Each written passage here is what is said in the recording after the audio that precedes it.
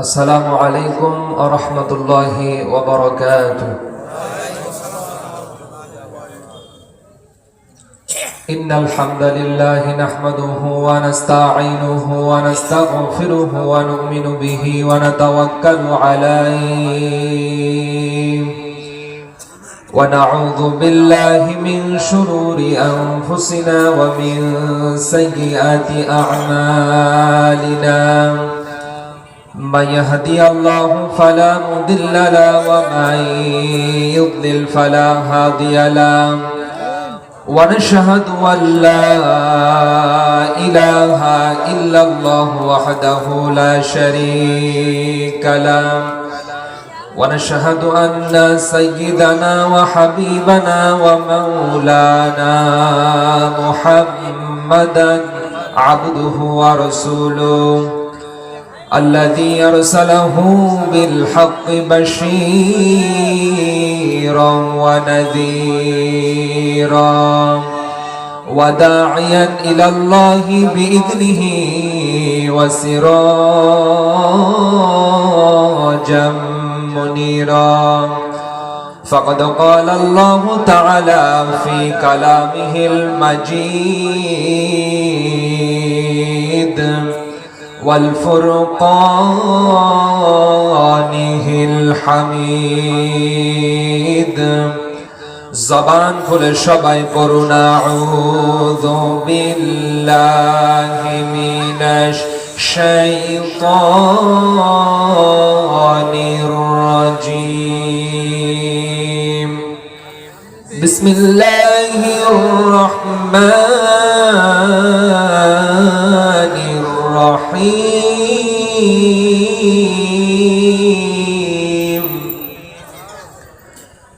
ইয়া আইয়ুহাল্লাযীনা আমানু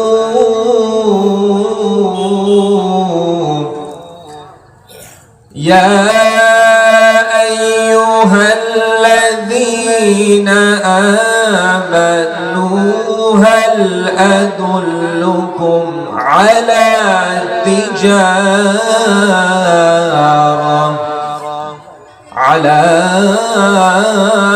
تجارة تنجيكم من عذاب أليم.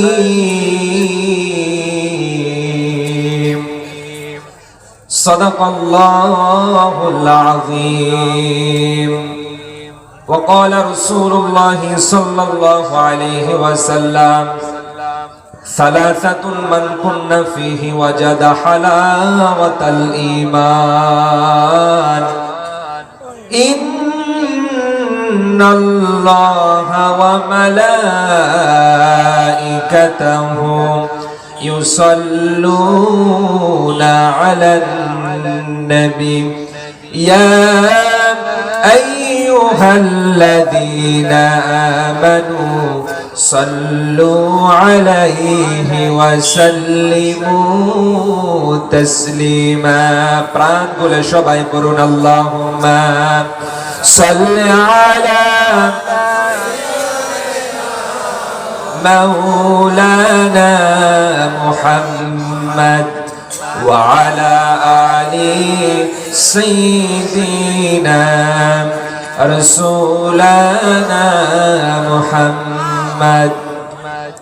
মনটা যদি হইতো পুবাল হাওয়া, হইতো যদি শুভ্র কবুতর, মেঘের ডানাই পাঠিয়ে দিতাম, মেঘের ডানাই পাঠিয়ে দিতাম মদিনারি পথে, যেথায় আমার প্রিয় নবী ঘুমাই নিরন্তর, যেথায় আমার প্রিয় রাসূল ঘুমাই নিরন্তর। মুহাম্মদের সাথে পড়ুন আল্লাহুম্মা সাল্লি আলা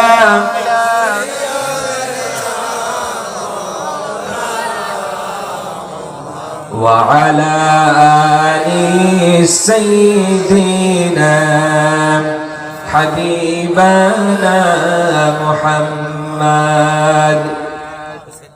স্বাধীন সার্বভৌম বাংলাদেশের ঐতিহ্যবাহী নাটোর জেলা বড়াইগ্রাম থানার অন্তর্গত মসিন্দি পূর্বপাড়া জামে মসজিদের উদ্যোগে আয়োজিত আজকের এই মহতি জালসার সম্মানিত সভাপতি আলহাজ মোহাম্মদ আবুল হোসেন মোল্লা আতালাল্লাহু আমরাহু ওয়া বারাকাল্লাহু ফি হায়াতি, সকলে পড়ুন আমিন। কোরআনের মাহফিলে আল্লাহর এই গোলাম সভাপতিত্ব করার কারণে আল্লাহ পাক রব্বুল আলামিন খলিফা উমরের সাথে কবুল করে নিক, সকলে পড়ুন আমিন। আজকের মাহফিলের প্রধান অতিথি, প্রধান মেহমান এবং আজকের মাহফিলের প্রধান আকর্ষণ যিনি আপনাদের অতি পরিচিত মুখ, আমার শ্রদ্ধাভাজন বড় ভাই, সারা বাংলার জমিনের আলোড়ন সৃষ্টিকারী বক্তা, মানুষ একজন কিন্তু সার্ভিস দেবে 10 জনের। কথা বলেন না কেন? আমার কথার অর্থ বুঝেছেন? মানুষ একজন কিন্তু সার্ভিস দেবে কয়জনের বলেন? 10 জনের। এই আমির হামজা, এই বস্তুর রশিদ, এই পেয়ে যাবেন আমাদের প্রিয় আল্লামা দিলওয়ার হোসেন সাইদি রাহিমাহুল্লাহ। পড়েন না আলহামদুলিল্লাহ।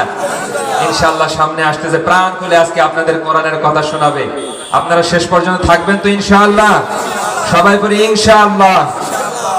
আজকের মাহফিলের প্রধান মেহমান, প্রধান আকর্ষণ মাওলানা শাহাদুত হোসেন বারী, বারাকাল্লাহু ফি হায়াতি বারাকাল্লাহু ফিদ দুনিয়া ওয়াল আখিরা। ভাইয়ের জন্য দোয়া করি আল্লাহ রাব্বুল আলামিন দুনিয়ার জীবন এবং আখিরাতের জীবনে আল্লাহ তাআলা সর্বোচ্চ বরকত দান করুক। আমরা সকলে পড়ি আমিন। আজকে এই মাহফিলে উপস্থিত আছেন আমার মাথার তাজ, আমার মাথার মুকুট, যাদের ছাত্র হতে পারলে আমি নিজেকে অনেক অনেক বেশি ধন্য মনে করতাম।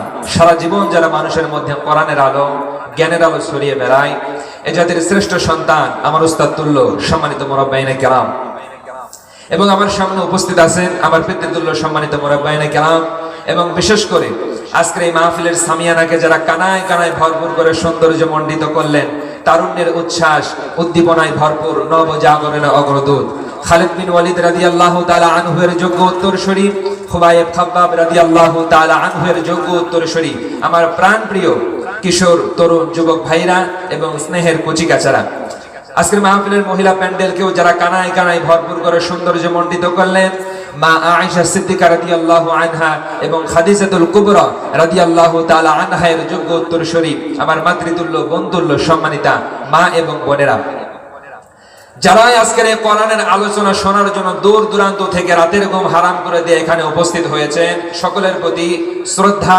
ভালোবাসা এবং স্নেহ জ্ঞাপন করছি। সাথে সাথে কোরআনের আলোচনাতে যাওয়ার পূর্বে আনুষ্ঠানিকতার মধ্য দিয়ে আমি আবারও আপনাদের সামনে বিশ্বনবীর শেখানো মোতাবেক সুন্নাহ মোতাবেক সালাম পেশ করব।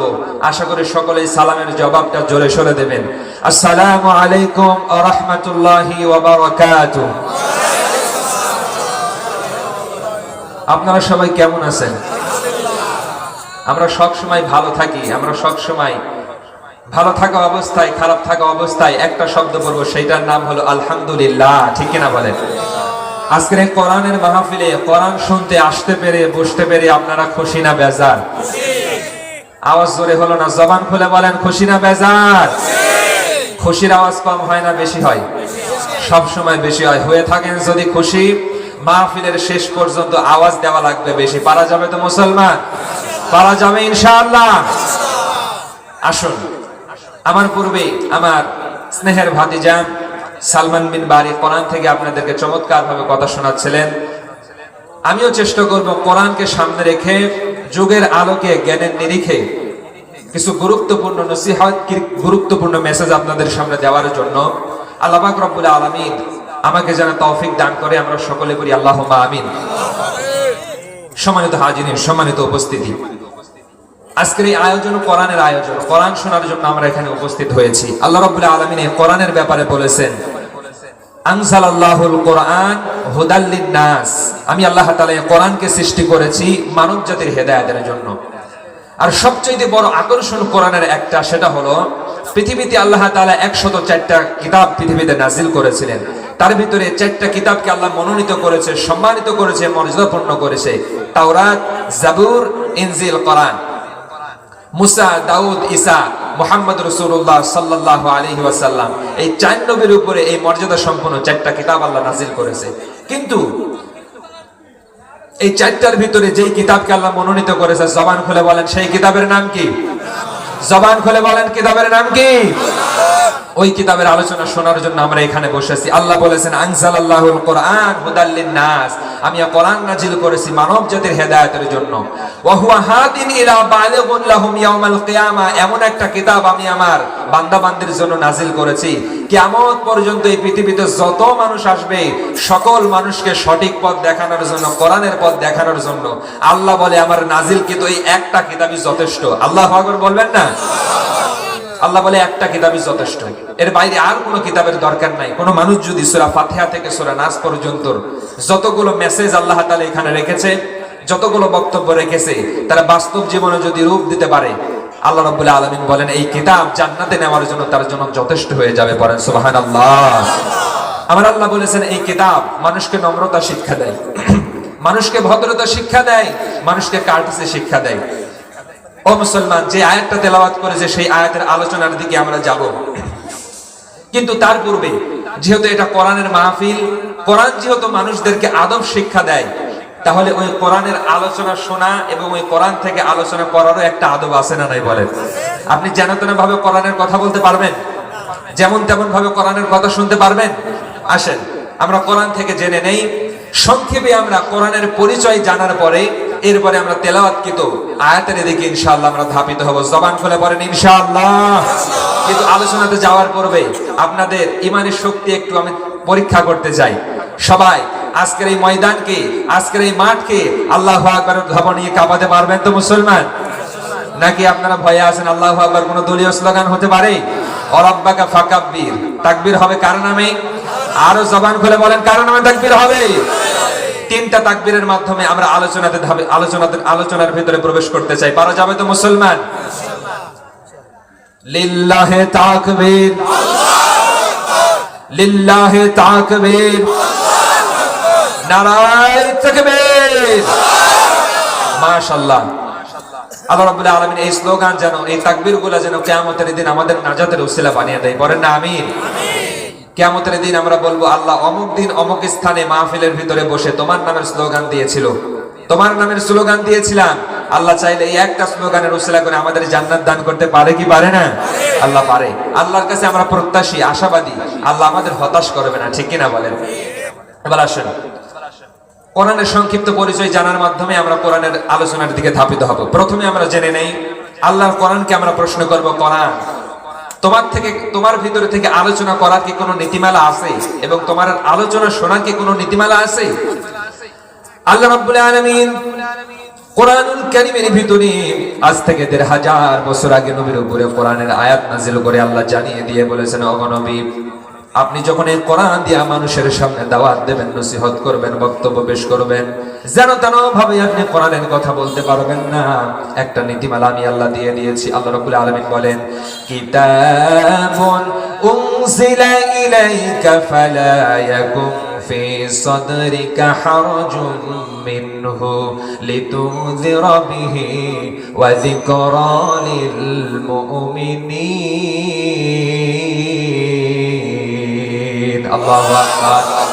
আমার আল্লাহ রাব্বুল আলামিন নবীকে ডাক দিয়ে বলেন, ওগো নবী, এই যে কিতাব আমি আপনার উপরে নাযিল করেছি, এই কিতাব দিয়ে যখন আপনি মানুষের সামনে ওয়াজ করবেন, নসিহত করবেন, বক্তব্য দেবেন, মানুষকে বোঝাবেন, নবী গো, এই কোরআনের কথা বলতে গিয়া জানো আপনার অন্তরের ভিতরে কোন রকমের ভয়, ভীতি, দ্বিধা, দ্বন্দ্ব, সংকোচ বোধ কাজ যেন না করে।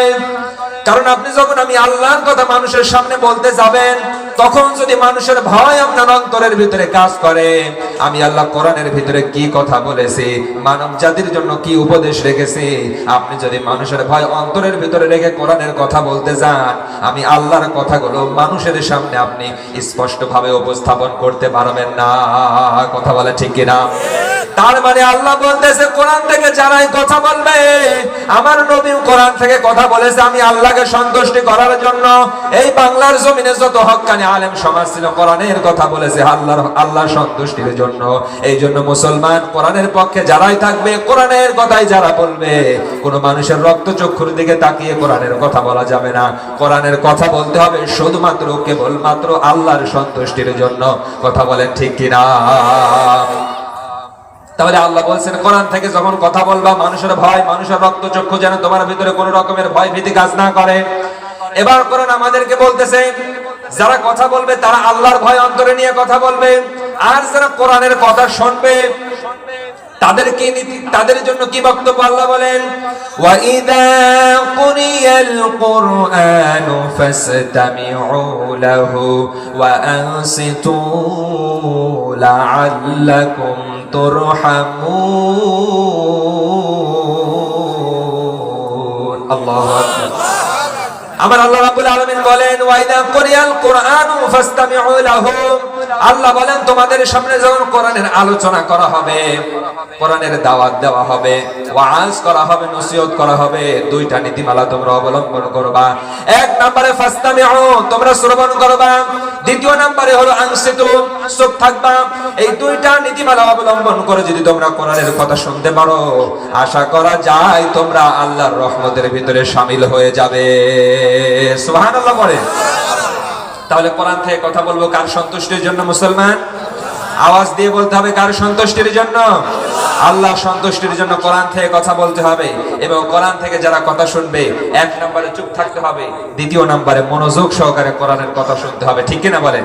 কারণ এই কিতাব তো যেন তেন কিতাব নয়। এই কিতাবের সাথে দুনিয়ার কোনো কিতাবের তুলনা হয়?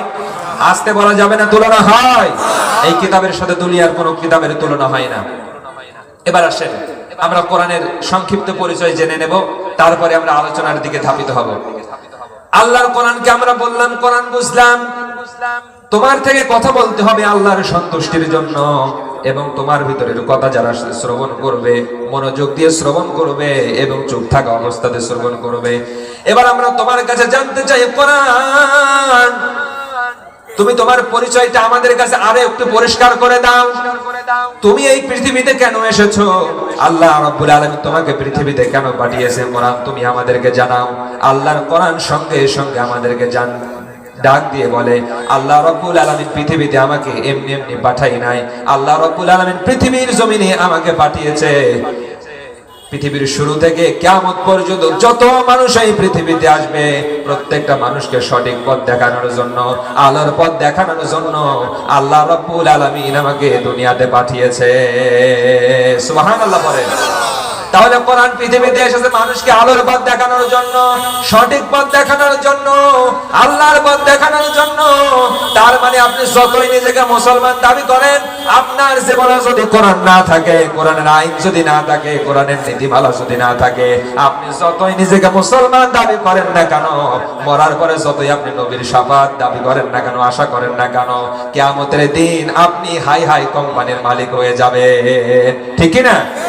আপনি যতই মুসলমান দাবি করেন, কোরআন যেহেতু এসেছে মানুষকে সঠিক পথ দেখানোর জন্য, আলোর পথ দেখানোর জন্য, জান্নাতের পথ দেখানোর জন্য, দুনিয়াতে আপনি শুধু নামে মুসলমান দাবি করলেন, কিন্তু আপনার বাস্তব জীবনে কোরআনের একটা আইনও নাই, একটা বিধানও নাই।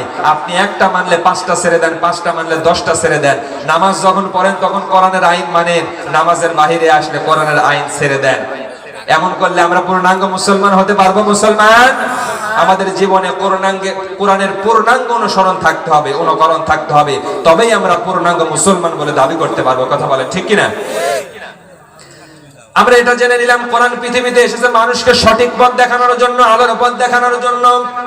কোরআনকে আমরা আবার যদি প্রশ্ন করি, কোরআন বুঝলাম তুমি পৃথিবীতে এসেছো মানুষকে সঠিক পথ দেখানোর জন্য।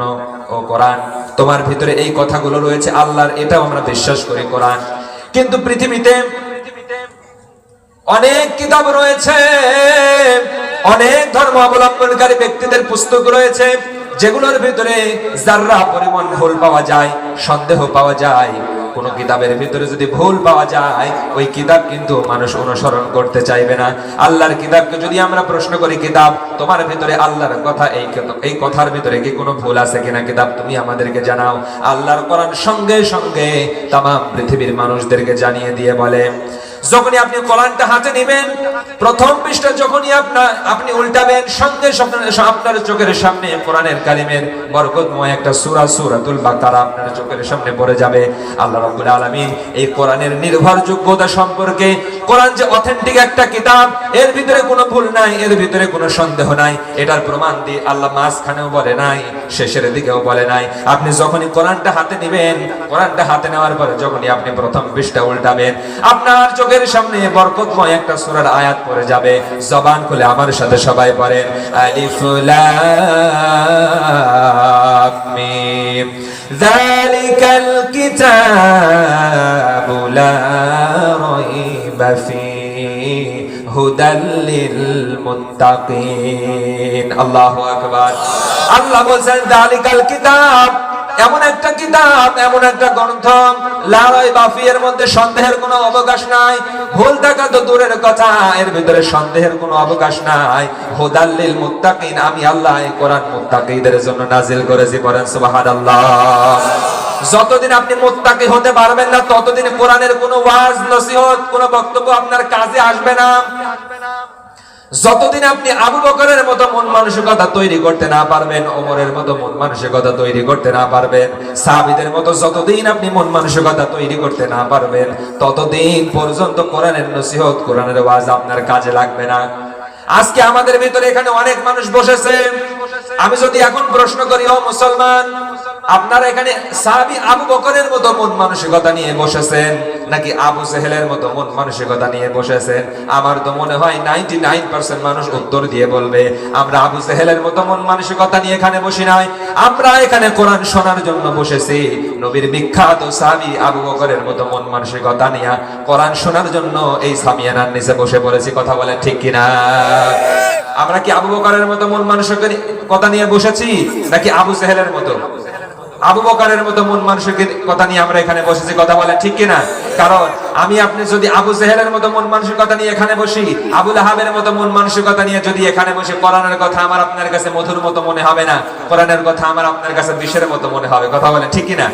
আর যদি আবু বকরের মতো মন মানসিকতা নিয়ে বসি, আমাদের কি হবে? আল্লাহ বলেছেন জাদাতহুম ঈমানা, কোরআনের কথা তারা শুনবে আর তাদের ঈমান বৃদ্ধি পেতে থাকবে। আল্লাহু আকবার। কোরআনের কথা শুনলে তাদের ভিতরে আনন্দ কাজ করে, তাদের ঈমান বৃদ্ধি পেতে থাকে। আল্লাহর কোরআন সেটাও আমাদেরকে জানালো। এই কালামের ভিতরে কোনো ভুল নাই, কোনো সন্দেহ নাই। এরপরে যদি আমরা কোরআনকে বলি, ও কোরআন, বুঝলাম তোমার ভিতরে কোনো ভুল নাই, তোমার ভিতরে কোনো সন্দেহ নাই, কোরআন তুমি আমাদেরকে আরো একটা বিষয় জানিয়ে দাও, এই পৃথিবীতে কিতাবের কোনো অভাব নাই। পৃথিবীতে প্রত্যেকটা কিতাবের বিকল্প একটা কিতাব তৈরি করা মানব জাতির পক্ষে সম্ভব হয়, অল্টারনেটিভ একটা কিতাব তৈরি করা মানব জাতির পক্ষে সম্ভব হয়। ও কিতাব আমরা তোমার কাছে জানতে চাই, আল্লাহ যে তোমাকে মানব জাতির হেদায়েতের জন্য নূর করে দুনিয়াতে প্রেরণ করেছে, তোমার মতো অনুরূপ একটি কিতাব তৈরি করা কি মানব জাতির পক্ষে সম্ভব হবে? ও মুসলমান, আপনার কাছে আমার এখন প্রশ্ন, বলেন আল্লাহ যে কিতাব আমাদের হেদায়েতের জন্য নাযিল করেছে, এই কিতাবের মতো অনুরূপ একটি কিতাব তৈরি করা মানব জাতির পক্ষে সম্ভব? যারা আসতে বললেন তারা মনে হয় বিশ্বাস করেন। জবান খুলে বলেন মানুষের পক্ষে কোনোদিন সম্ভব হবে? কোনোদিন মানুষের পক্ষে সম্ভব হবে না। এটা আমি বললে হবে না, আল্লাহর কোরআনের বলা লাগবে। আল্লাহর নবী যখন মক্কার জমিনে নবুয়ত পেলেন, নবুয়ত পাওয়ার পরে নবী যখন মক্কার জমিনে কালেমার দাওয়াত দিতে শুরু করলেন, মানুষের দাঁড়ে দাঁড়ে গিয়া যখন কোরআনের আহ্বান পৌঁছাতে শুরু করলেন, মানুষ মক্কার কাফের মুশরিকরা এই কোরআনকে পরিত্যাজ্য বলে ঘোষণা করলো। শেষ পর্যন্ত মক্কার কাফের মুশরিকরা বলল, এটা আল্লাহর পক্ষের কোনো কিতাব নয়, মুহাম্মদ এই কিতাব নিজে নিজে তৈরি করেছে। পড়েন নাউজুবিল্লাহ। আল্লাহ তাদের পানিশমেন্ট দেওয়ার জন্য, তাদের কথা, তাদের বক্তব্যকে ভুল প্রমাণ করার জন্য আল্লাহ বারে বারে কোরআনের ভিতরে চ্যালেঞ্জ দিয়েছে। যারা বললেন মুহাম্মদ এই কিতাব তৈরি করেছে, আল্লাহ বললেন তোমরা যারা বলো মুহাম্মদ এই কিতাব নিজে নিজে তৈরি করেছে, তোমরা যদি তোমাদের দাবিতে সত্যবাদী হয়ে থাকো, আল্লাহ পাক রব্বুল আলামিন কোরআনের ভিতরে জানাচ্ছে, কুল্লা ইনজতামাআতিল ইনসু ওয়াল জিন্নু আলা আয়াতু বিমিসলি হাদাল কুরআন। চিল্লায়া পড়েন আল্লাহু আকবার। আল্লাহ রাব্বুল আলামিন বলেছেন, ও পৃথিবীর মানুষ, তোমরা যারা বলো এই কিতাব মুহাম্মদ নিজে নিজে তৈরি করেছে, তোমরা যদি তোমাদের দাবিতে সত্যবাদী হয়ে থাকো, আমি আল্লাহর সাহায্য ব্যতীত এই পৃথিবীতে যত মানব জাতি রয়েছে, শুধু মানব জাতি নয়, মানব জাতির গণ্ডি পেরিয়ে যদি জিন জাতির সাহায্য নিয়েও তোমরা যদি আমি আল্লাহর কিতাবের মতো অনুরূপ একটি কিতাব তৈরি করার জন্য চেষ্টা করো রে মানব জাতি, পৃথিবীর সকল মানুষ ব্যর্থ হয়ে যাবে। আমি আল্লাহর কিতাবের মতো অনুরূপ একটি কিতাব তৈরি করা মানব জাতির পক্ষে সম্ভব হবে না। আল্লাহু আকবার। এখন যেই কিতাবের বিকল্প একটা কিতাব তৈরি করা মানব জাতির পক্ষে সম্ভব নয়, ওই একটা মর্যাদাপূর্ণ কিতাবের আলোচনা শোনার মতো যাদের সৌভাগ্য হলো, আমরা খুশি না বেজার? আমাদের ভিতরে এখন অনেক কপাল পোড়া রয়েছে, এত সুন্দর একটা পরিবেশ পাওয়ার পরেও এখানে বসার মতন সৌভাগ্য তাদের হয় না। কথা বলে ঠিক কিনা? তারা হলো কপাল পোড়া। তারা কি পোড়া? তারা কপাল পোড়া। কিয়ামতের দিন তারা হাই হাই কোম্পানির মালিক হবে। তারা বলবে হাই হাই হাই হাই, দুনিয়াতে আমরা কি করলাম। কত মানুষ আশেপাশে ঘোরাফেরা করতেছে, তাদেরকে উদাত্ত আহ্বান জানাবো, এখনো সময় রয়েছে। চা স্টলে, চায়ের আড্ডায়, জিলাপির দোকানে আপনারা আড্ডা না দিয়ে এই কিতাবের আলোচনা শোনার জন্য এই মাহফিলের প্যান্ডেলে যে সামিয়ানার নিচে বসে পড়েন। যতক্ষণ কোরআনের কথা শুনবেন আপনার আমল নামায় ততক্ষণ সওয়াব লেখা হতেই থাকবে। কথা বলেন ঠিক কিনা? আর আমাদের সামনে যেই মিডিয়াগুলো রয়েছে, যেই ক্যামেরা রয়েছে, এর বাহিরেও কিন্তু একটা ক্যামেরা আছে, ঠিক কিনা? সেটা হলো ফেরেশতাদের ক্যামেরা। আছে না নাই বলেন? কিয়ামতের দিন আমার আপনার সামনে আল্লাহ পাক রব্বুল আলামিন এমন ভাবে উপস্থাপন করবে আপনি কল্পনাও করতে পারবেন না। আমি আপনি জীবনে অনেক ভালো কাজ করেছি কিন্তু ভুলে গিয়েছি, কিন্তু আল্লাহর রেখে দেওয়া সেই ক্যামেরার ভিতরে, সেই নোটিসের ভিতরে আমার আপনার ভালো কাজ মন্দ কাজ আছে না নাই বলেন? কিয়ামতের দিন সব বান্দার সামনে আল্লাহ হাজির করবে, বান্দা অবাক হয়ে যাবে, একটা বিষয় বাদ করবে না। তাহলে ও মুসলমান, আমরা কোরআন থেকে কথা শুনতেছিলাম। আল্লাহর কোরআন আমাদেরকে বলল এই কিতাবের মতো অনুরূপ একটি কিতাব তৈরি করা মানব জাতির পক্ষে সম্ভব হবে না। আল্লাহ রাব্বুল আলামিন চ্যালেঞ্জটা আরেকটু কমিয়ে দিয়ে বললেন, ও পৃথিবীর মানুষেরা, তোমরা যারা বলো মুহাম্মদ এই কিতাব নিজে নিজে তৈরি করেছে, তোমাদের চ্যালেঞ্জটা একটু কমিয়ে দিলাম, যদি তোমরা তোমাদের দাবিতে সত্যবাদী হও। আল্লাহ বলেন, আমি ইয়াকুলুনা ফাতারাহু কুল ফাআতু বিআশরি সুওয়ারিন মিসলিহি মুফতারায়াতিন ওয়াদউ মান ইসতাতা'তুম মিন দুনিল্লাহ। আল্লাহ বললেন, আমার এই কিতাবের মতো অনুরূপ একটি কিতাব তোমাদের তৈরি করা লাগবে না, তোমরা যদি তোমাদের দাবিতে সত্যবাদী হয়ে থাকো। ও মুসলমান, আপনারা বলেন দেখি কোরআনের ভিতরে কয়টা সূরা আছে? 114টা সূরা আছে। আল্লাহ বলেন এই কিতাবের মতো অনুরূপ একটি কিতাব তৈরি করার দরকার নাই। এই কিতাবের ভিতরে 114টা সূরার মতো এমন একটা কিতাব তৈরি করার দরকার নাই। এই ভিতরে ছোট ছোট 10টা সূরা রয়েছে। তোমরা যদি তোমাদের দাবিতে সত্যবাদী হও, এই কিতাবের ভিতরে অনুরূপ 10টি সূরা তোমরা তৈরি করে দেখাও। মক্কার কাফের মুশরিকরা পেরেছে? আওয়াজ কমালে চলবে না মুসলমান, কাফেররা কি পেরেছে? আল্লাহর এই চ্যালেঞ্জ, আল্লাহর ওয়াদা আজও কোরআনের ভিতরে আছে না নাই? কিয়ামত পর্যন্ত আল্লাহর এই চ্যালেঞ্জ কোরআনের ভিতরে থাকবে, কিন্তু কোন মানুষ আল্লাহর এই চ্যালেঞ্জে মোকাবেলা করার মতো দুঃসাহস করতে পারবে না। কথা বলেন ঠিক কিনা? কত নাস্তিক, কত কাফের, কত মুশরিকরা আল্লাহর এই কোরআনকে, আল্লাহর এই ধর্মকে, এই ইসলামকে ভুল প্রমাণ করার জন্য চেষ্টা করেছে। যুগে যুগে যারা এই ভুল প্রমাণ করার জন্য চেষ্টা করেছে তারাই নিজেরা ভুল প্রমাণিত হয়েছে।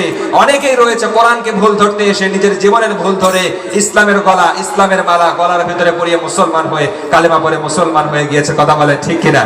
ইতিহাসে এমন নজির নাই?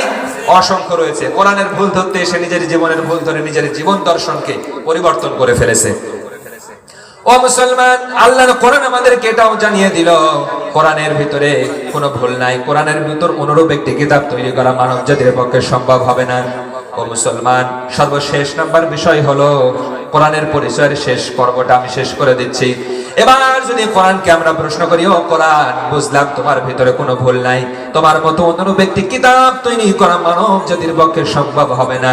ও কোরআন, আর একটা বিষয় আমি তোমার কাছে জানতে চাই, তুমি আমাদের জানাবে কিনা? আল্লাহর কোরআন বলে, যত প্রশ্ন আমার কাছে রয়েছে করতে থাকো, একটা প্রশ্ন উত্তর ছাড়া তোমরা চলে যেতে পারবে না। আল্লাহর কোরআনের ভিতরে সকল প্রশ্নের সমাধান আছে না নাই? ওয়ানাজ্জালনা আলাইকাল কিতাবা তিবয়ানান লিকুল্লি শাই। আল্লাহ বলেছেন এমন কিতাব আমি আমার বান্দার জন্য নাযিল করেছি, এমন কোনো বিষয় নাই এর ভিতরে নাই। পারিবারিক জীবন থেকে শুরু করে পারিবারিক, সামাজিক, রাজনৈতিক, অর্থনৈতিক, প্রশাসনিক, সাংস্কৃতিক, দাওয়াত, জিহাদ, ইহসান, ইনসাফ, ন্যায় নীতি থেকে শুরু করে অধ্যাত্মিকতা থেকে শুরু করে জ্ঞান বিজ্ঞান সহ দুনিয়া এবং আখিরাতের সকল মৌলিক বিষয় আল্লাহর কোরআনের ভিতরে আছে না নাই? জবান খুলে বলেন আছে না নাই? যারা বলে কোরআনের ভিতরে সব নীতিমালা নাই, অনেকে বলে কোরআনের ভিতরে অনেক নীতিমালা আছে, কিন্তু এটা আমরা মানতে চাই না, তারা পূর্ণাঙ্গ মুসলমান কোনোদিন হতে পারবে না। কথা বলেন ঠিক কিনা? আপনি আপনার পরিবার জীবন থেকে শুরু করে, ব্যক্তিগত জীবন থেকে শুরু করে, রান্নাঘর থেকে শুরু করে যতদিন পর্যন্ত পার্লামেন্ট পর্যন্ত কোরআনের আইন আপনি আপনার জীবনে ধারণ করতে পারবেন না, ততদিন আপনি পূর্ণাঙ্গ মুসলমান হতে পারবেন না। কথা বলেন ঠিক কিনা? আল্লাহর এই কোরআনের ভিতরে 6236টি বা 6666টি আয়াত রয়েছে। আপনি প্রত্যেকটা আয়াতকে স্বীকার করলেন, একটা আয়াতকে যদি আপনি অস্বীকার করেন, আপনি মুশরিক, আপনি কাফের। কথা বলেন ঠিক কিনা? কিন্তু অনেকে বলে আমি নামাজ পড়বো কোরআন দিয়া, যাকাত দেব কোরআন দিয়া, হজ পালন করব কোরআনের নীতিমালা দিয়া, কিন্তু আমার পরিবার চলবে, আমার সমাজ চলবে, আমার দেশ চলবে কোরআন দিয়া, এইটা আমরা মানবো না। এমন মুসলমান আছে না নাই? আওয়াজ কমে গেল কেন? মুসলমান, এমন মুসলমান আছে না নাই? অসংখ্য মুসলমান রয়েছে যারা পরিবারের ভিতরে আদার্স যত নীতিমালা রয়েছে কোরআন দিয়ে মানার চেষ্টা করে, কিন্তু পরিবারটা কেমন করে চলবে, সমাজটা কেমন করে চলবে, এই দেশটা কেমন করে চলবে, যখনই এই জায়গায় মোল্লারা কোরআনের কথা বলে, তখনই মোল্লাদেরকে আজে বাজে ট্যাগ লাগায়। আছে না নাই? কথা বলেন ঠিক কিনা? কিন্তু কোরআনের একটা আয়াতকে আপনি অস্বীকার করবেন, আপনি কাফের হয়ে যাবেন। কারণ কাদিয়ানীরা কোরআনের কয়টা আয়াতকে অস্বীকার করে? একটা আয়াতের শেষের অংশ। কাদিয়ানীর নাম শুনেন নাই? কাদিয়ানীরা কি কাফের? সবাই বলেন কাদিয়ানী। জবান খুলে বলবেন, আমি বলবো কাদিয়ানী, আপনারা সবাই বলবেন কাফের। কাদিয়ানী, কাদিয়ানী এরা হলো কাফের। কারণ মুহাম্মদুর রাসূলুল্লাহ তারা এই কথা মানে, খাতামুন নাবিয়্যিন, তিনি যে শেষ নবী, শ্রেষ্ঠ নবী, এইটা তারা মানে না।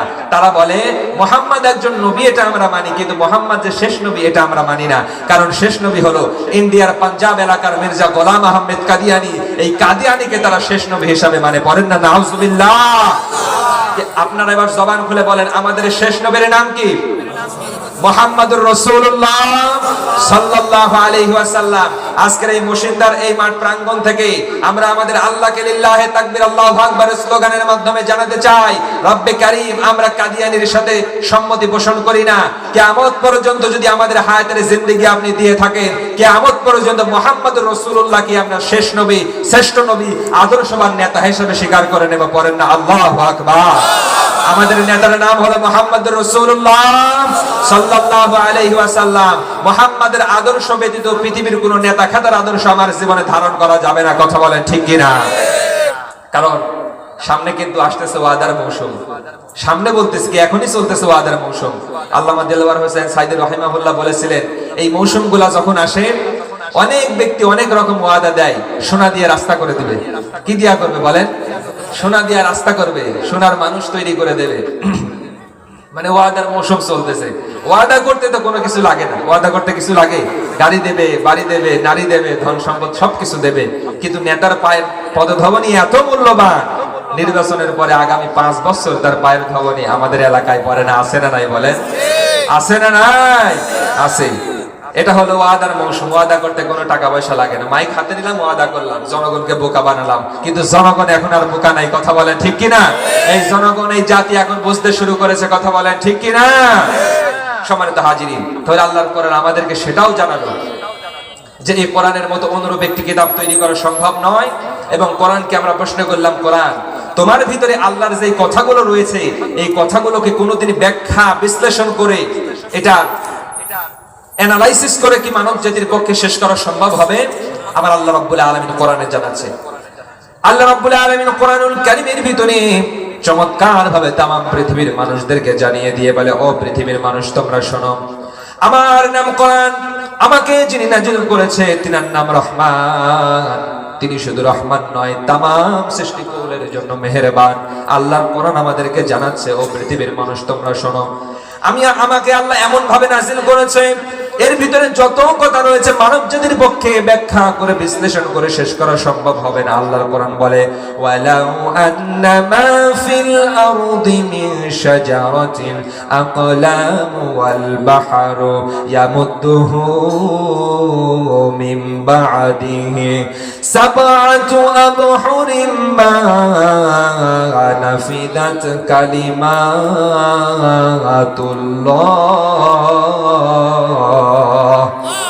আরো জোরে বলেন আল্লাহু আকবার।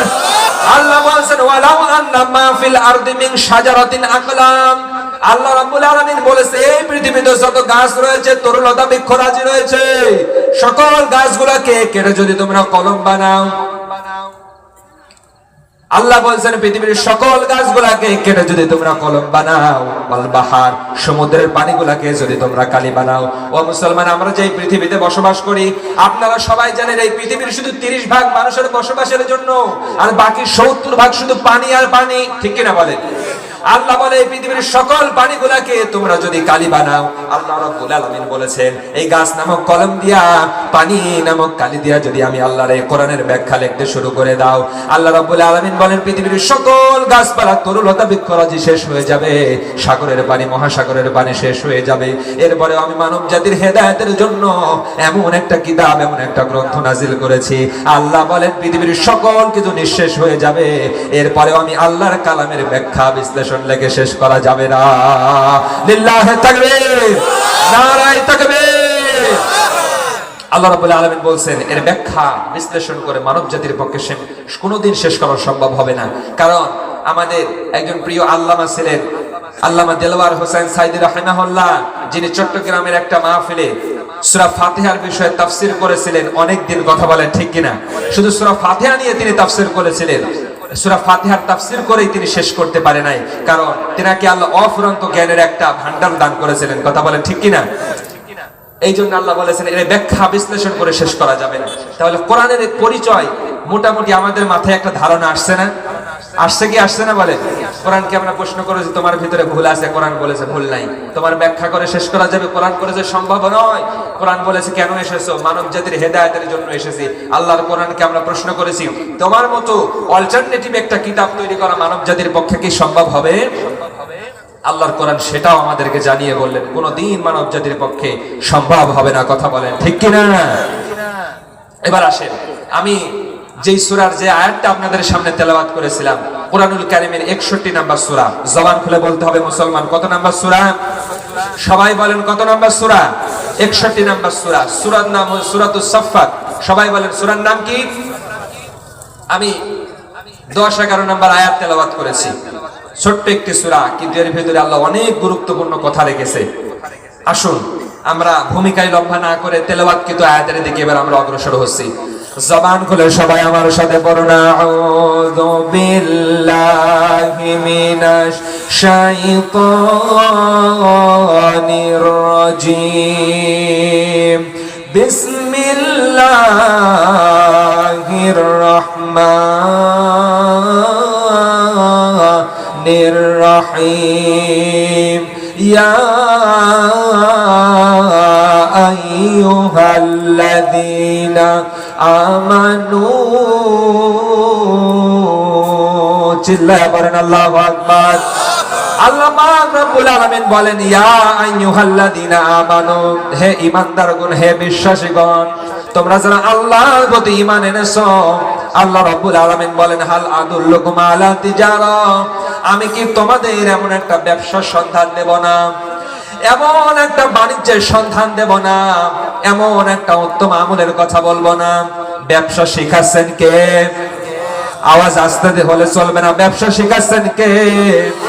আল্লাহ বলছেন হাল আদুল্লুকুম আলা তিজারা, আমি আল্লাহ কি তোমাদের এমন একটা বাণিজ্যের সন্ধান দেব না যে ব্যবসাটা যদি তোমরা করতে পারো, আমি আল্লাহর এই কন্ডিশন যদি তোমরা তোমাদের জীবনে মেনে নিতে পারো, তুজিকুম মিন আযাবিন আলীম, আল্লাহ বলেন আমার সেখানে ব্যবসাটা যদি তোমরা করতে পারো, আমি রব্বে কারীম তোমাদেরকে জাহান্নামের ওই মর্মান্তিক আযাব থেকে পানাহা দেব। বলেন আল্লাহু আকবার।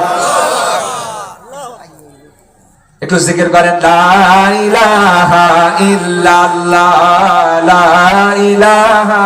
সকলে একটু সামনের দিকে অগ্রসর হন, অনেকের কষ্ট হয়ে যাবে। শীত লাগতেছে কি আপনাদের? শীত লাগতেছে? একটু সামনের দিকে অগ্রসর হন, সামনের কাতারগুলো পরিপূর্ণ করে বসেন।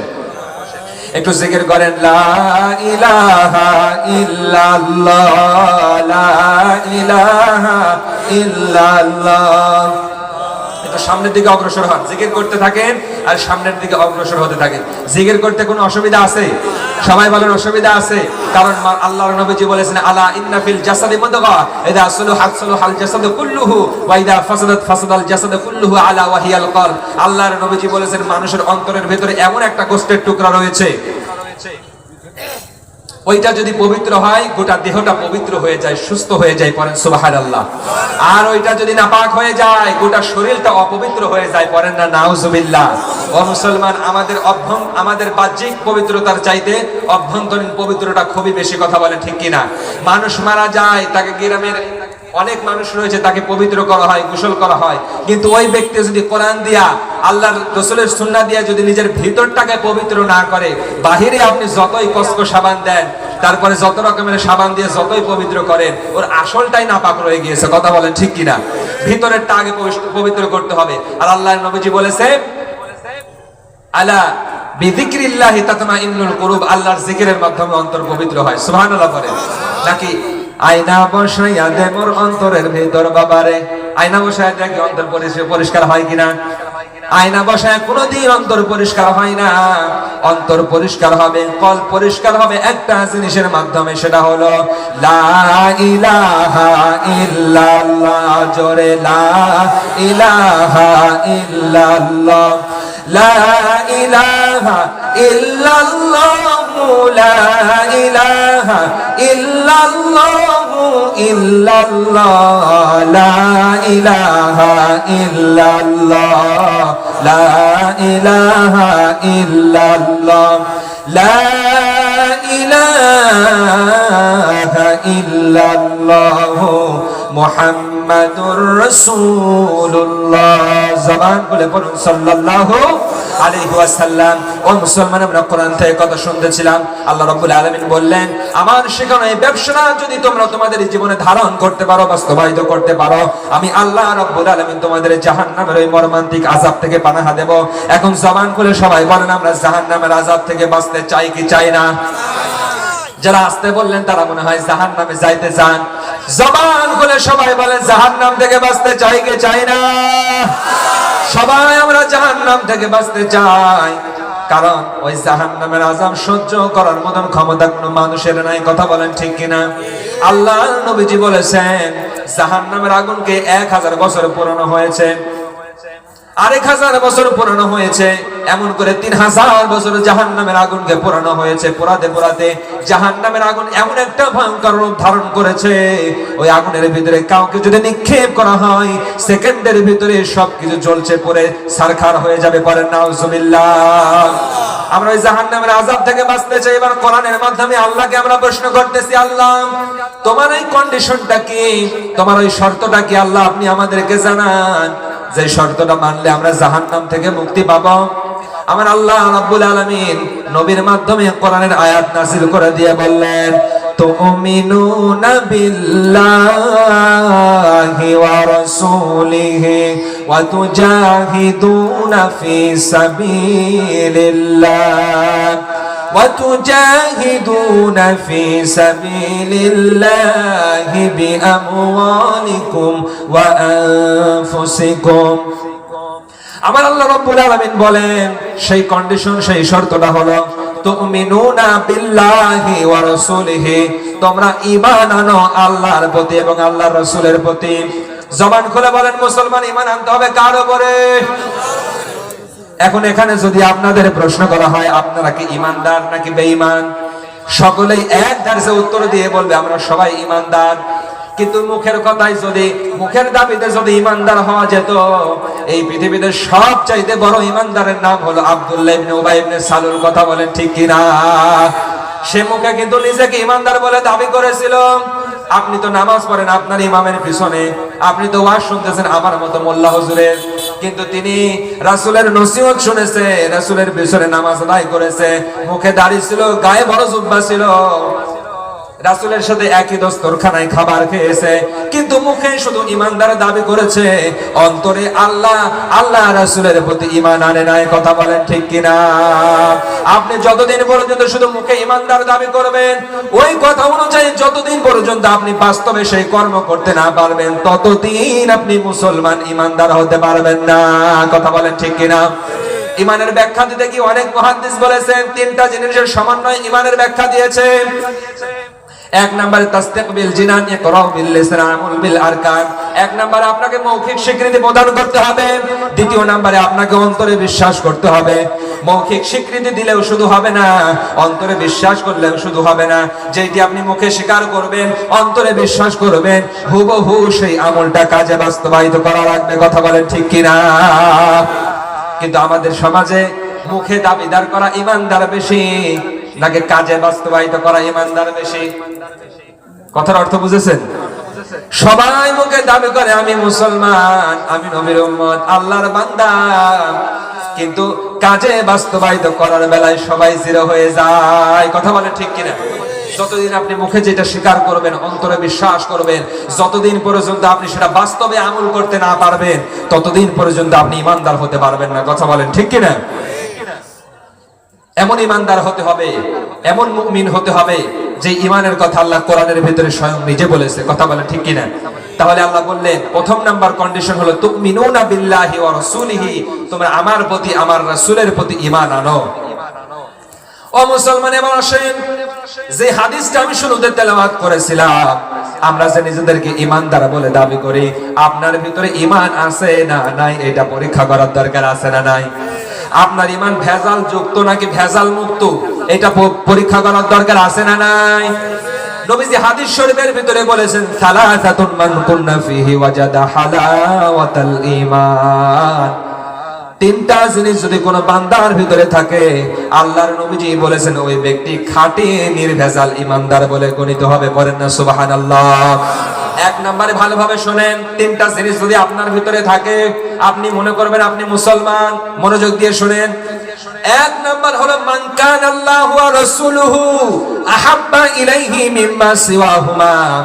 আল্লাহর নবীজি বলেছেন আসমানের নিচে জমিনের উপরে যত মাখলুকাত রয়েছে, আপনার বাবা বলেন, মা বলেন, আত্মীয় স্বজন, বন্ধু বান্ধব বলেন, স্ত্রী সন্তান বলেন, যত মাখলুকাত রয়েছে সকল কিছুর চাইতে যতক্ষণ পর্যন্ত আপনি আল্লাহ এবং আল্লাহ রাসূলকে বেশি ভালো না বাসবেন, ততক্ষণ পর্যন্ত আপনি মুমিন হতে পারবেন না, ঈমানদার হতে পারবেন না।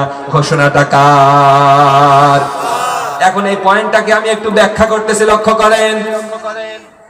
আমার সমাজের ভিতরে নামধারী এমন অনেক মুসলমান রয়েছে, দেখবেন বিভিন্ন সময় যখন আল্লাহ রাসূলকে নিয়ে কটাক্ষ করা হয়, ইসলামকে নিয়ে বাজে মন্তব্য করা হয়, কোরআনকে নিয়ে যখন তুচ্ছ-তাচ্ছিল্য করা হয়, বিভিন্ন টকশোতে বসে নাস্তিক মার্কা মুসলমান যারা রয়েছে, যারা কোরআনকে নিয়ে অপমাননা করে, ইসলামপন্থীদের নিয়ে অপমাননা করে, আল্লাহ এবং আল্লাহ রাসূলকে নিয়ে অপমাননা করে, আমার সমাজে অনেক মুসলমান রয়েছে, তাদের মুখ দিয়ে কোনো প্রতিবাদের বাক্য বের হয় না। কথা বলে ঠিক কিনা? তারা তাগুদের পক্ষে সাফাই গায়, তাগুদের পক্ষে কথা বলে, এমন মুসলমান আছে না নাই? এমনকি আমাদের সমাজে এমনও মুসলমান রয়েছে, নেতার বিরুদ্ধে কথা বললে কর্মীর কলিজায় লাগে, আছে না নাই? আপনারা কষ্ট পাচ্ছেন? নেতার বিরুদ্ধে কথা বললে তাদের কলিজায় গিয়ে লাগে, কিন্তু এমন মুসলমান, ওর সামনে যদি আল্লাহকে নিয়ে অপমাননা করা হয়, রাসূলকে নিয়ে কটাক্ষ করা হয়, ওই নাস্তিকের মুখ দিয়া, ওই মুনাফিকের মুখ দিয়া কোনো প্রতিবাদের বাক্য বের হয় না। কথা বলে ঠিক কিনা? তুমি এমন মুসলমান নিজেকে দাবি করেছো, তোমার নেতার বিরুদ্ধে কথা বললে তোমার কলিজায় লাগে, কিন্তু আল্লাহ এবং আল্লাহ রাসূলের বিরুদ্ধে কথা বলার পরে যদি তোমার কলিজায় না লাগে, তোমার মুখ দিয়ে যদি প্রতিবাদের বাক্য বের না হয়, তুমি মুসলমান হতে পারো নাই, তুমি আব্দুল্লাহ ইবনে উবাই ইবনে সালুলের কাতারের উত্তরসূরি। কথা বলে ঠিক কিনা?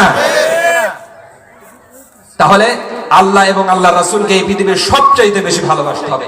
আপনি আপনার স্ত্রীকে যতটা ভালোবাসেন, আপনার বাবাকে, আপনার মাকে, আপনার পরিবার পরিজনকে, আপনার বন্ধুকে যতটা ভালোবাসেন, মান কানা আল্লাহু ওয়া রাসূলুহু আহাব্বা ইলাইহি মিম্মা সিওয়াহুমা, এটা আমার কথা নাই, আল্লাহর নবীজিদের হাজার বছর আগে বলে গিয়েছে। ঈমান যদি তোমার ভিতরে আছে কি নাই এটা পরীক্ষা করতে হলে তিনটা গুণের প্রথম নাম্বার, আল্লাহ এবং আল্লাহ রাসূলকে সবচাইতে বেশি ভালোবাসা রাখবে। কথা বলেন ঠিক কিনা? দ্বিতীয় নম্বরে আল্লাহর নবীজি বললেন ওয়ামান আহাব্বা আবদান লা ইউহিব্বুহু ইল্লা লিল্লাহি আযজা ওয়া জাল্লা। আল্লাহর নবীজি হাদিস শরীফের ভিতরে বলেছেন, আল্লাহর নবীজি হাদিস শরীফের ভিতরে বলেছেন দ্বিতীয় নাম্বার হলো, নবীজি বলেন দ্বিতীয় নাম্বার হলো এই পৃথিবীতে তোমরা কাউকে ভালোবাসবে আল্লাহর জন্য, আবার কাউকে প্রত্যাখ্যান করবে আল্লাহর জন্য। আল্লাহ পাক রব্বুল আলামিন কোরআনুল কারীমের ভিতরে বলেছেন ইয়া আইয়ুহাল্লাযীনা আমানু লা তাত্তাখিদুল ইয়াহুদা ওয়ান নাসারা এই আয়াতে এক বক্তব্য আল্লাহ দিয়েছেন। অন্য আরেক আয়াতের ভিতরে আল্লাহ রাব্বুল আলামিন বলেছেন, ঈমানদারদেরকে আল্লাহ ডাক দিয়ে বলেছে, হে ঈমানদারগণ, হে মুমিনগণ, হে বিশ্বাসীগণ, তোমরা মুমিনদেরকে বন্ধু হিসেবে গ্রহণ করো। খবরদার খবরদার, তোমরা বিদ্বেষীদেরকে, মুশরিকদেরকে, কাফেরদেরকে তোমরা বন্ধু হিসেবে গ্রহণ করো না। কথাটা কার? তাহলে পৃথিবীতে আমরা কাউকে ভালোবাসবো আল্লাহর জন্য, আবার কাউকে প্রত্যাখ্যান করবো আল্লাহর জন্য। এখন একটা উদাহরণ দিয়ে বলি, এই পৃথিবীতে সবচাইতে আপনি আপনার বাবাকে, মাকে বেশি ভালোবাসেন, আবার কেউ বা স্ত্রীকে ভালোবাসে, কেউ বা সন্তানকে ভালোবাসে। আপনি মনে করেন আপনার সন্তান ইসলামের বিরুদ্ধে চলে গেল, আল্লাহর বিরুদ্ধে চলে গেল, ইসলামের বিপক্ষে তারা বিদ্রোহ পোষণ করলো। এখন বলেন তো দেখি, আল্লাহর নবীজি যেহেতু বলেছেন কাউকে ভালোবাসতে হবে আল্লাহর জন্য, আপনি যদি আল্লাহকে ভালোবাসতে যান আপনার সন্তানকে প্রত্যাখ্যান করতে হবে, আবার যদি সন্তানকে ভালোবাসতে চান আল্লাহকে প্রত্যাখ্যান করতে হবে। এখন আপনারা বলেন, সন্তান আগে নাকি আল্লাহ আগে? বুঝলেন না কথার অর্থ? সন্তানকে প্রয়োজনে ইসলামের জন্য ত্যাগ করার কথা বলা হয়েছে, কারণ কাউকে আপনি ভালোবাসবেন আল্লাহর জন্য, কারোর সাথে সম্পর্ক বিচ্ছেদ করবেন আল্লাহর জন্য। কেউ যদি ইসলামের বিরুদ্ধে চলে যায়, সে আমার বাবা হোক, সন্তান হোক, স্ত্রী হোক না কেন, আমার নেতা হোক না কেন, ইসলামের বিরুদ্ধে যারা অবস্থান নেবে তার সাথে মুসলমানের কোনো সম্পর্ক থাকতে পারে না। কথা বলেন ঠিক কিনা?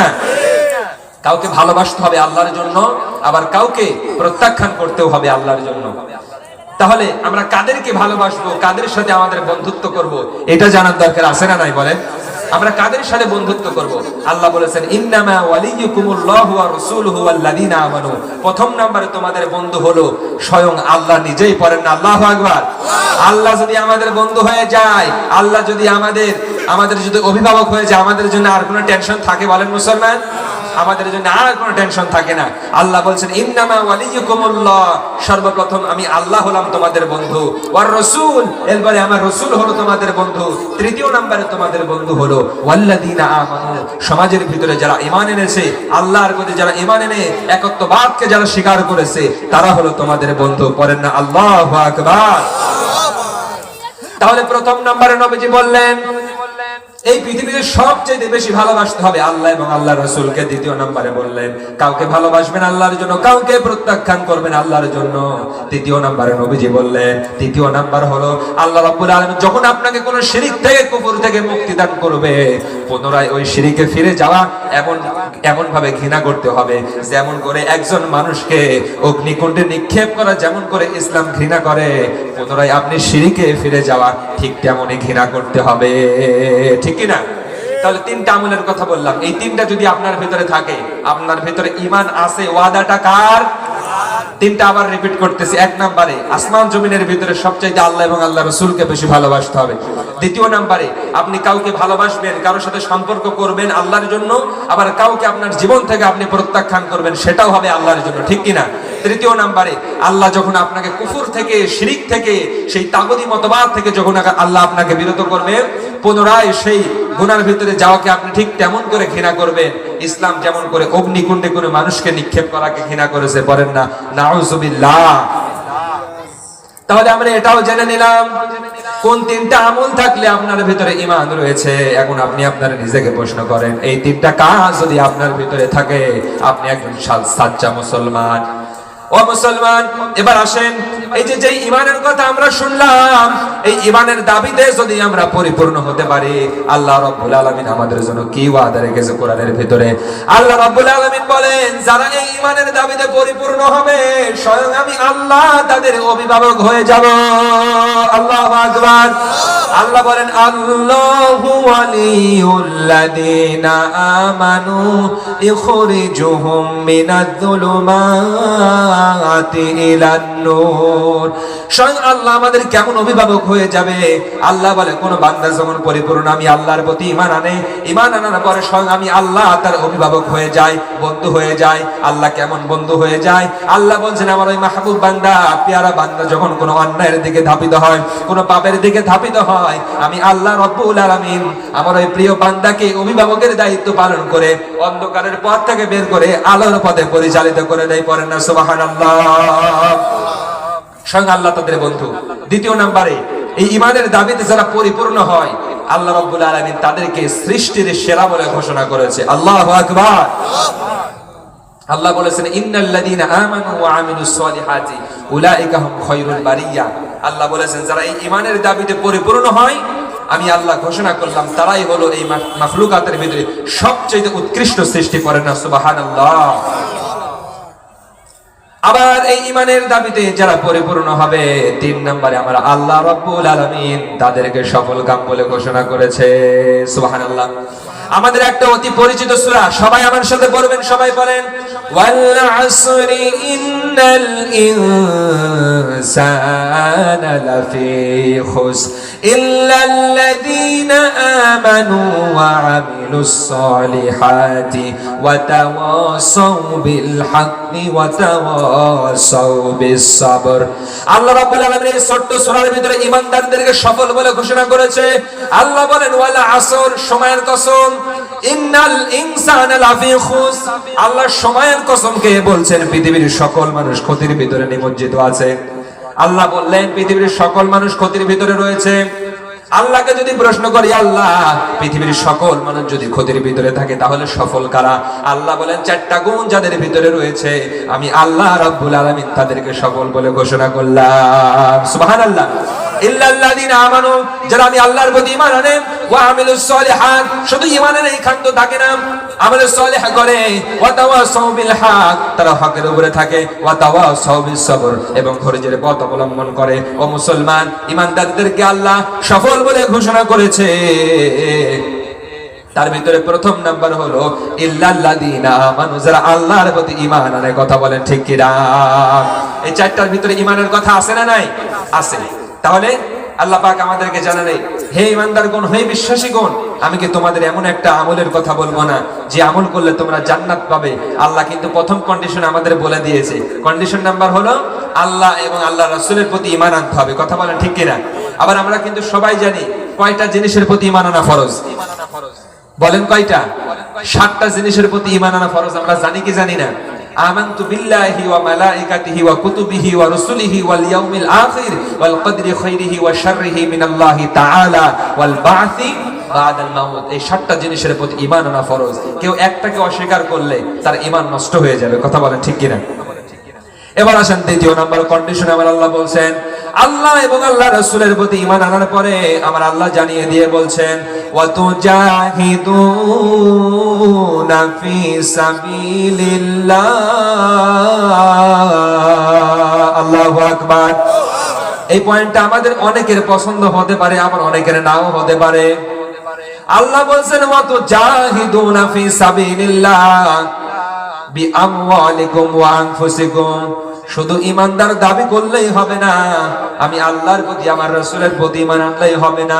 ঈমান আনার পরে দ্বিতীয় নাম্বার তোমাদের দায়িত্ব হলো অত জাহিদুনা ফি সাবিলিল্লাহ, তোমরা আমি আল্লাহর রাস্তায় জিহাদ করো, সংগ্রাম করো, সাধনা করো। বিআনফুসিকুম ওয়া আমওয়ালিকুম, তোমাদের জান এবং মাল দ্বারা। কথা বলেন ঠিক কি না? আল্লাহর রাস্তায় জিহাদ করতে হবে, সংগ্রাম করতে হবে। কথাটা কার? এই যে জিহাদ শব্দটার নাম শুনলে অনেকে কিন্তু এটাকে খারাপ ভাবে ব্যাখ্যা দেয়। কেউ বলে জিহাদ মানে জঙ্গিবাদী, জিহাদ মানে সন্ত্রাসী, জিহাদ মানে মোল্লা গোষ্ঠী। আছে না নাই? ও মুসলমান, জিহাদ তেমন ফরজ আমাদের উপরে নামাজকে আল্লাহ যেমন করে ফরজ করেছে। বুঝলেন? জিহাদ এটাকে কোনো নফল বিষয়। ইসলামের ইতিহাসে যতগুলো বিজয় হয়েছে প্রত্যেকটা বিজয় জিহাদের মাধ্যমে হয়েছে। কথা বলেন ঠিক কিনা? আল্লাহ রাসূল সাল্লাল্লাহু আলাইহি ওয়াসাল্লাম উহুদ, বদর, খাইবার থেকে শুরু করে তাবুকের যুদ্ধে প্রত্যেকটা জায়গায় মুসলমানরা হকের পক্ষে থেকে এই জিহাদের মাধ্যমে তারা এই ইসলামকে কায়েম করেছিলেন। কথা বলেন ঠিক কিনা? জিহাদ এটা আমাদের উপরে নফল নয়, সুন্নাত নয়, আল্লাহ এটা আমাদের উপরে ফরজ করে দিয়েছে। জিহাদ মানে চেষ্টা করা, সাধনা করা, সংগ্রাম করা। আল্লাহ বলেছেন ওয়াল্লাযীনা জাহাদু ফিনা লানাহদিয়ান্নাহুম সুবুলানা ওয়া ইন্নাল্লাহা লামাআল মুহসিনিন। আমার আল্লাহ রাব্বুল আলামিন বলে যারাই কিনা আমি আল্লাহর রাস্তায় চেষ্টা করে, সাধনা করে, আমি আল্লাহ নিজে তাদেরকে সঠিক পথ দেখাই। সুবহানাল্লাহ পড়ে। তার মানে জিহাদ মানে চেষ্টা করা, সাধনা করা, সংগ্রাম করা। জিহাদের অনেক ব্যাখ্যা রয়েছে। আল্লাহর এই জমিনে আল্লাহর দ্বীনকে সুপ্রতিষ্ঠিত করার লক্ষ্যে পৃথিবীতে যত প্রকার বাতিল শক্তি রয়েছে, তাগুতি শক্তি রয়েছে, সকল শক্তির বিরুদ্ধে নিজেদের জান মাল উৎসর্গ করে দিয়া সর্বাত্মক এবং চূড়ান্ত সংগ্রামের নামই হলো জিহাদ। কথা বলে ঠিক কিনা? আপনার উদ্দেশ্য যদি এমন হয় আপনি একজন লেখক, আপনি একটা লেখার মাধ্যমে সমাজকে পরিবর্তন করবেন, আপনি যে লিখলেন এইটাও জিহাদের সাথে গণ্য হয়ে যাবে। কথা বলেন ঠিক কিনা? তার মানে আপনি চেষ্টা করেছেন, প্রচেষ্টা করেছেন, আপনি দিন কায়েমের জন্য প্রচেষ্টা করবেন, এটাও জিহাদ বলে গণ্য হয়ে যাবে। আর সবচাইতে চূড়ান্ত এবং সবচাইতে ফজিলতপূর্ণ জিহাদ হলো আল্লাহর এই জমিনে আল্লাহর দিন কায়েমের জন্য প্রচেষ্টা করা এবং কাফেরদের বিরুদ্ধে অবস্থান করে জিহাদ করা, এটা হলো সবচাইতে বড় জিহাদ। কথা বলে ঠিক কিনা? কারণ বর্তমানে কাফের এবং মুশরিকদের ভিতরে সশস্ত্র জিহাদ আছে নাই? এবার আসেন আমার আল্লাহ রাব্বুল আলামিন এই জিহাদের ব্যাপারে কি বক্তব্য দিচ্ছেন। রব্বুল আলামিন বলেন, ইয়া আইয়ুহান নাবিয়্যু জাহিদিল কুফফারা ওয়াল মুনাফিকিনা ওয়াগলুয আলাইহিম ওয়া মা'ওয়াহুম জাহান্নাম। পড়ুন আল্লাহু আকবার। আল্লাহ বলেন, ইয়া আইয়ুহান নবী, হে নবী, জাহিদিল কুফফারা ওয়াল মুনাফিকিন, আপনি কাফের এবং মুনাফিকদের বিরুদ্ধে জিহাদ করেন। আল্লাহ নিজে নবীকে নির্দেশ দিয়ে বলেন আপনি কাফের এবং মুনাফিকদের বিরুদ্ধে জিহাদ করেন। আর আমাদের ভিতরে এমন অনেক মুসলমান রয়েছে জিহাদের কথা বললে এই জিহাদকে জঙ্গিবাদের সাথে তুলনা দেয়। কথা বলেন ঠিক কিনা? যারা জিহাদকে জঙ্গিবাদের সাথে তুলনা দেয় তারা মুসলমান হতে পারে না। কথা বলেন ঠিক কিনা? কারণ জিহাদ ফরজে আইন, কেউ যদি ফরজে আইনের বিরুদ্ধে অবস্থান নেয় সঙ্গে সঙ্গে সঙ্গে সঙ্গে সে কাফের হয়ে যাবে। ঠিক কিনা? এখন এই জিহাদ করতে করতে যারা আল্লাহর রাস্তায় শহীদ হয়ে যায়, জিহাদ করতে করতে যারা নিহত হয় তাদেরকে কোরআন শহীদ বলে আখ্যায়িত করেছে। কথা বলেন ঠিক কিনা? যারা জিহাদ করতে করতে নিহত হবে তাদেরকে কোরআন শহীদ বলে আখ্যায়িত করেছে। এবার আসেন আমরা কোরআনের কাছ থেকে জেনে নিই এই শহীদের মর্যাদা কেমন হবে। পৃথিবীতে প্রত্যেকটা নবীকে আল্লাহ শহীদের মর্যাদা দিয়ে দুনিয়া থেকে বিদায় করেছে।